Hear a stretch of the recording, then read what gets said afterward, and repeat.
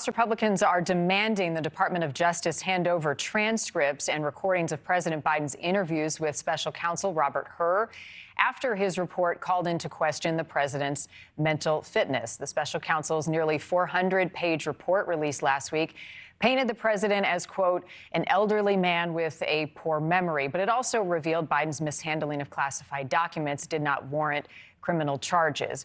One of the Republicans calling for the release of the report is Representative Gary Palmer. He took to social media and the platform X, writing, if the White House believes Hur's characterization of Biden's cognitive state is false, why are they blocking the release of the recordings and the transcript from Biden's deposition? Representative Palmer is with us now. He's also the chairman of the House Republican Policy Committee. Congressman, thank you for your time on this. There are some who argue it doesn't matter what's found, that the point is to keep the concerns about Biden's age in the headlines. Is that the goal? Not really. I think it's a very serious allegation made by the investigators in their report that cognitively he's not capable of sitting before a jury. And that raises serious questions about whether or not he is cognitively able to manage the affairs of the nation. And that should be of concern to everyone. There isn't much of a difference in Trump's age. He's not a whole lot younger. It has some saying that slip-ups. Age has nothing to do with it? No. I know people in their 90s who are sharp as a tack. So I think it is a serious misrepresentation to say that it's age related. I don't know what his problems are, whether he has other elements that he's dealing with, but this is not an issue of how old he is. It's whether or not he has a cognitive ability to carry out the duties that he's sworn to carry out. All right, so if you say age is not a factor, there is pressure for special counsel Hur to testify. What specifically would you ask him about this testimony? Well, I would want to hear the tapes myself. I think that the American public has a right to know what's in those tapes, how he handled himself in the interviews. I don't think a transcript tells the whole story because you can't hear the inflection in his voice, for instance. So I think the tapes need to be handed over. And I think then the American people will have a better idea of whether or not he's capable of functioning as president of the United States. There is some talk, Representative, that a redacted copy of the transcript may be offered. How would that be received? I don't think that is acceptable. If they're concerned about national security issues being in the transcript, and again, I think we need to have the tapes, because you don't get the inflection and the nuances that you get by being able to hear his answers. But we could do that in the SCIF. If they're concerned about national security, everyone could convene in the SCIF to hear those 5 hours of testimony. Don't Republicans run the risk, Congressman, of blowback? Does going after Biden on the issue of national security, not age, as you say, mean opening the door further on Trump's handling of documents in which he faces potential criminal consequences? Well, we're really not talking about national security here. The investigators said that those were not issues that warranted prosecution. So I don't think that's the issue at all. The issue is whether or not let me stop you there. National security is an issue here. It was part of the reason that the documents were in question. In addition to that, presidential fitness, according to other of your GOP colleagues, and the Justice Department's handling of the investigation. Those are the priorities that your GOP colleagues have said they're looking to discuss. That's not the issue that we're raising. The issue we're raising is whether or not he has the cognitive ability, as I've said repeatedly, to function as president of the United States.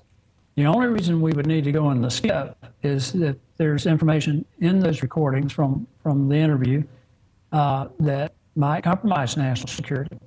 But the investigation has concluded that there's nothing that warrants prosecution on the national security side of things.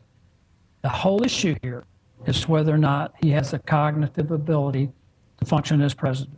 And how is cognitive ability, and I apologize for having to continue to question you on this, different than the concern over age in any sense? Well, because there are people who are older than the president who cognitively excel. I mean, you don't want to say because someone is at a certain age that they no longer have the mental capacity to function. That's not the issue. You could be cognitively impaired at a younger age. You could have early onset of dementia. There are other things that impact your mental capacity. It's not just age to try to say that he's too old. That's not the argument here. Right. But I'm wondering how reading the transcripts, even hearing the interviews, will give you more evidence to that claim that his cognitive ability is altered. How will you know? Well, his inability to remember with specificity around his son's death, to remember actions taken as vice president, other things like that give you some indication that he's struggling. And I think the interview, well, actually the press conference that he had after the report came out, somewhat indicative of that. All right. For now, we'll leave that there. I want to talk to you about Secretary Mayorkas' impeachment. You voted to impeach both times. The situation at the southern border, you and I both know, and so does our audience, is one of the most serious that our nation is facing. But what does this move accomplish in addressing that challenge? Well, there's got to be some accountability, and there hasn't been any. And I particularly focused in on his testimony, sworn testimony before Congress, in which I think he perjured himself. And we can't allow this to happen. You can't allow people to come in, raise their right hand, swear to tell the truth, the whole truth, nothing but the truth, and then lie to Congress. It's akin to some of my colleagues across the aisle's acceptance of letting criminals commit a crime and let them go.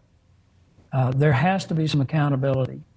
And I think perjury, lying to Congress, is a serious offense, especially when it's coming from a cabinet member.